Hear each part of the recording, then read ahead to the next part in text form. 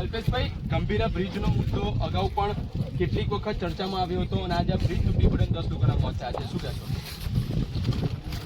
આ બ્રિજ ઘણા સમયથી ખૂબ જ બિસ્માર હાલતમાં હતો. વારંવાર ધારાસભ્યો દ્વારા ગુજરાતમાં આના માટે રજૂઆત કરવામાં આવી હતી. આ રસ્તો બરોડા અને આણંદ તારાપુર શહેરનો એક ખૂબ જ વ્યસ્ત અને ટ્રાન્સપોર્ટ માટે ગણાતો એક રસ્તો છે. ટ્રકોની અવર જવરને કારણે આ બ્રિજ વારંવાર ચર્ચામાં રહ્યો છે.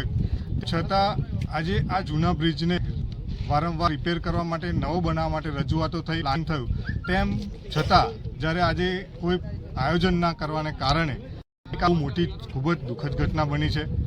ઘણા લોકોના જીવ ગયા છે. જાણવા પ્રમાણે 9 વ્યક્તિઓ આજે મૃત્યુ પામ્યા, 5 ટ્રકો પડી છે. ત્યારે આવી બેદરકારીને કારણે જ્યારે વ્યક્તિની એક કિંમતી જીવ જાય છે ત્યારે ખૂબ જ દુઃખ થાય છે. આવી ઘણી બેદરકારીઓને કારણે ગુજરાતમાં ઘણા પુલ તૂટ્યા છે. આણંદમાં પણ આવી ઘટના બોરસદ ચોકડીનો